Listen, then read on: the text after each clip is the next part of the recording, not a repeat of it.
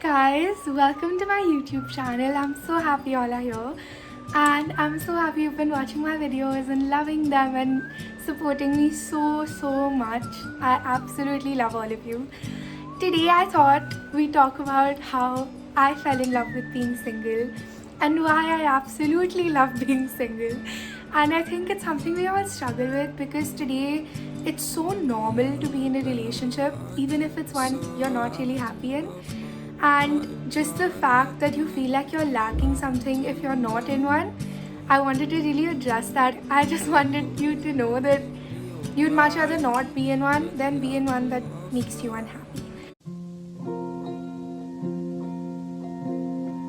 So, I have been single all my life. I've never really been in a committed relationship, and I'm 17, so I think it's slightly like I feel like it's not really problematic, but it's just that because we've been conditioned to believe that you're supposed to start dating by the time you're 13 and you're supposed to have your first kiss and your first boyfriend and just this whole dreamland of a relationship. And I think I have always been one of those people who believed in love, but it's just that I think that I do my best exploring and I get to know myself the best when I'm alone because I've done it all my life. And I think it's also a streak of independence. Like today I know that I maybe maybe it's an issue, but I know that I can actively solve my own problems and I don't need anyone. I think I've gotten better at opening up and being more vulnerable and talking to people, but I just don't think it's something that is a necessity for me. An interdependent relationship is when I'm in a bad mood today or I'm having a low day. I know that you're going to carry some of my load, right? But it's only going to be for a few days or a few hours or just today. But a codependent relationship is when I actively, consciously, consistently expect you to carry my load. And I think that's extremely unfair because everyone's going through their own thing. Everyone has their own issues that they have to deal with, and having the added pressure of holding the heart of someone you love, that's very overwhelming.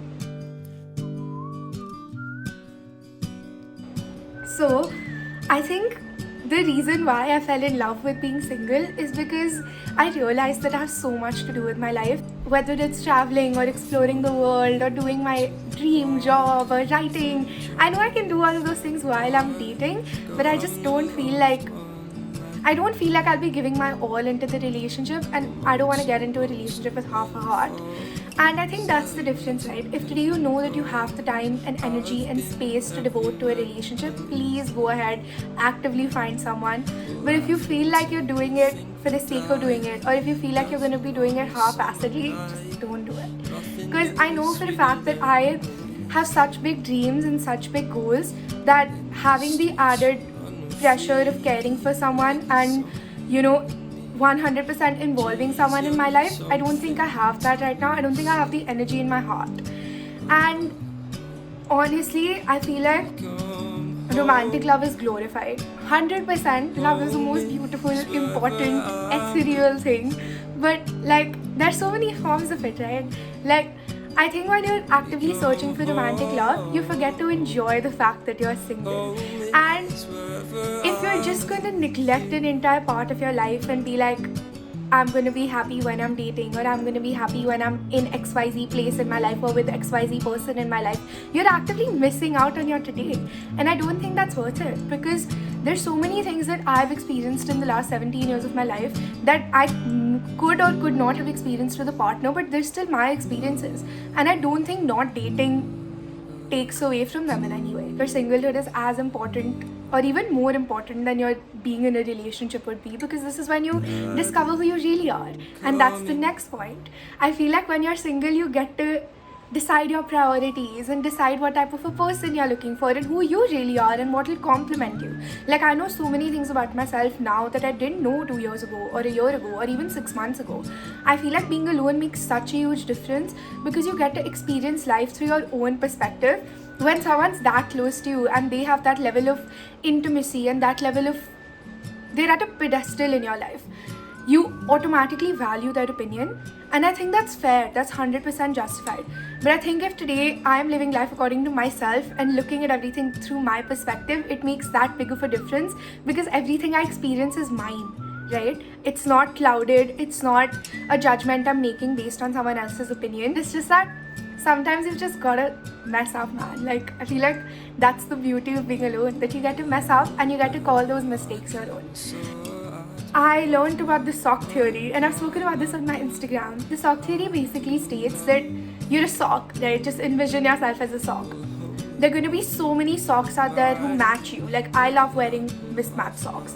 And it's not just one correct, true, perfect person. There are multiple socks. Yeah, there are going to be some who fit you better than others. There are going to be some who don't fit you well. There are going to be some who don't match. There are going to be some who you think match and then they end up not matching. But that doesn't mean that you only have one shot at this.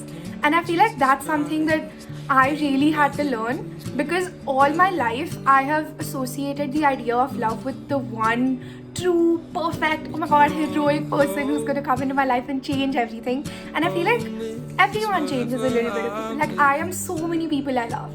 And that amalgamation of people, that amalgamation of experiences, no one else is gonna have. So even if certain traits of mine are copy-pasted from the people I love, no one else has copy-pasted those traits in the exact same code. And I think that's a beautiful thing. And honestly, dissociating the idea of love with a soulmate is so important, because I feel like that's what forms healthy relationships. Today, if I know in my heart that if one relationship ends, right, it's not to say that I won't be sad or upset. Of course I will. I've given so much of my time. You know, you've built so many beautiful memories. But just knowing deep down in your heart that it's not it, and just because one thing didn't work out doesn't mean you don't deserve love. That's something I personally really had to unlearn. But I just think that undermining the rest of your life and putting that at the pedestal, that's wrong, right? Because so much of your life is going to be lost in the background, and I don't think you want that. Relationships are a lot of work. They're a lot of love and a lot of memories and a lot of happiness, but they're a lot of work, man. And I think just realizing that and accepting the fact that, you know, today if I have so many things I have to put my time and effort and energy into, maybe it's okay that I don't have one extra thing. And I'm not saying that you shouldn't be in a relationship because they do much work. I'm just saying that the fact that they are is something that you should consider. It's not just love and butterflies and rainbows, and that's what I've always associated with. It's also arguments and communication and difficult conversations and healing yourself. And I think that so much of our trauma and our inner child work and just all of these things that we have to deal with, so much of it is something that we should do alone. And I'm not saying, you know, that taking help is wrong or that it's perfect. I feel like it's a really great thing. But I just feel like if you're at that position where you're so intimate with someone, it's very difficult to dissociate between taking help and becoming dependent. And I think that's, if you're able to form that distinguish between the two, that's crazy, that's amazing. I just don't think I'm the sort of person who can. I think I am the sort of person who gets attached very easily, and that's something I'm still working on, because I know for a fact that I'm doing so much personal work that the second I get into a relationship, I will still be actively healing because I've formed that relationship with myself. And that's something I didn't understand earlier.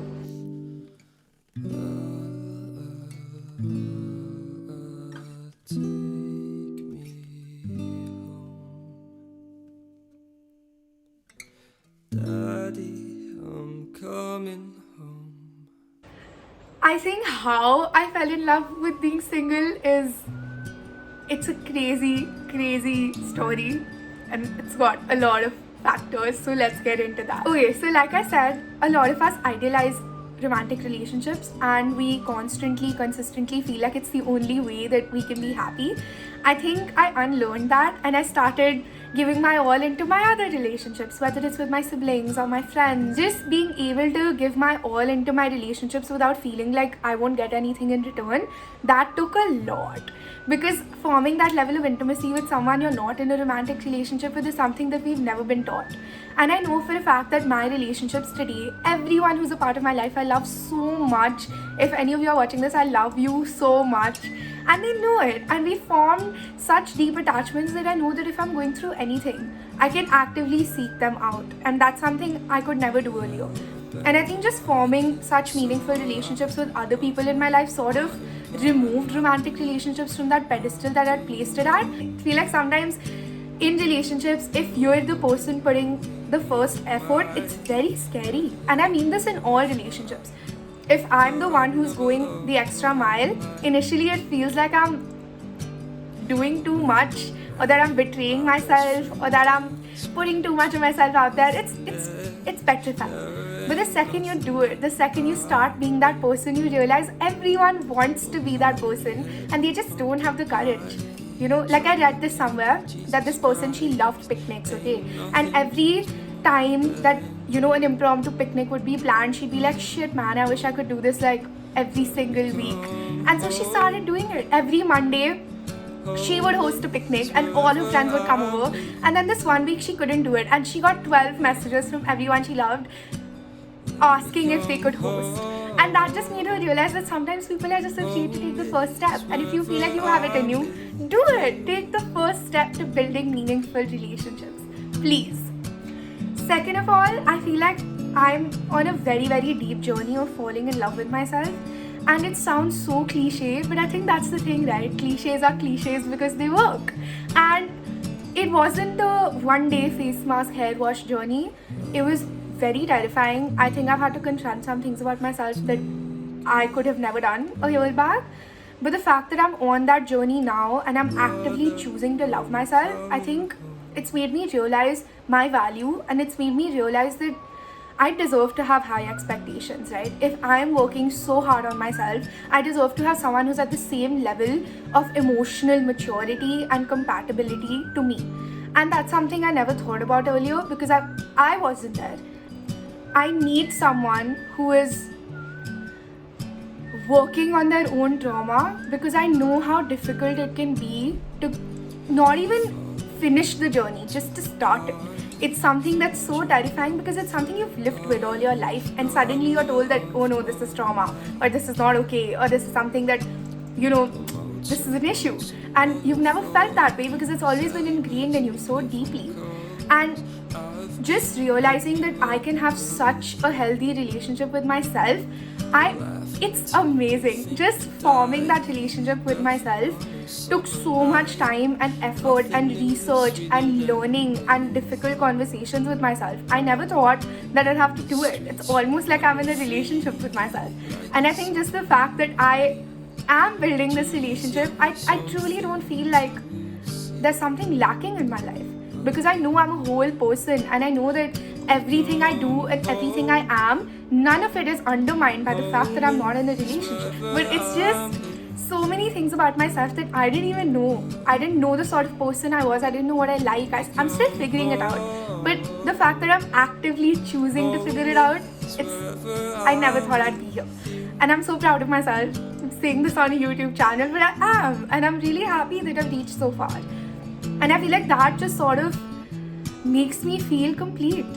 And it's not to say that a relationship won't complement me. It's just saying that it won't complete me. And that's something that's taken me so long to realize. And so many people I know who are still dealing with their trauma and who are still healing are able to openly talk about it. And I think I'm getting there, but I know I'm not fully there yet. And I can't possibly get myself to be with another person until I reach that level of emotional vulnerability. And there's so many things that I've started loving doing alone, whether it's journaling, whether it's chanting, whether it's doing my yoga, whatever it is, even if it's just sitting alone and reading. It's very scary because you have no one and you're alone in your room at 4 and you're like, what's happening? But that horrible time of being forced to be alone made me realize how much I actually love it, which is kind of ironical because I hated it. And now today, I would trade anything in the world to get like 40 minutes by myself if I've had a really, really social day. And I think that's different for everyone, but I feel like just learning to understand who you are and enjoy your own company, that takes some effort, man. And I feel like if you, even when you're in a relationship, getting that space and demanding that space is so important, because that's the thing, right? You can have people who love you, you can have connections, you can have all of these lovely relationships in the world, but what if one day you're alone? How will that make you feel? And the answer should be amazing, because you're your most important relationship, right? If you're not actively healing, if you're not actively working on yourself, if you're not working towards your dreams, you feel like everything around you is falling apart. I realized that I'm a whole entire person with interests and preferences and expectations and weird quirks, and that's something I always thought of myself in 2D. And the second I had to analyze all of this, it just became so real. Ain't nothing please me more than you. Let me come home.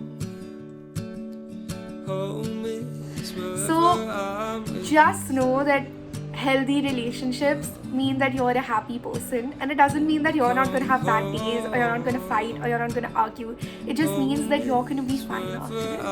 And that's something that it's taken me a long time to realize. Just know that you are perfect alone. There is no one in the world who you need to complete you or compliment you or finish you or make you whole. You are fine, and you're gonna do amazingly, whether you're with someone, whether you're without someone, whether you're with 43 people in a month or 43 people in your whole life. It makes no difference. Your relationships change you, they mold you, they make you a different person. That's 100% true. It's important to have relationships with people you love, but it's not the end of the world if you don't. And that's something that I have learned through all of these years of being single. Single doesn't mean that you're alone, and it doesn't mean that you're incomplete. Thank you so much for watching. I'm so happy you guys are here, and I love you all, and I'm so grateful that you've shown me so much love and support. And yeah, thank you so much for watching. Like, share, subscribe, follow my Instagram, do all the pizzazz if you like me and if you like my channel. I love you.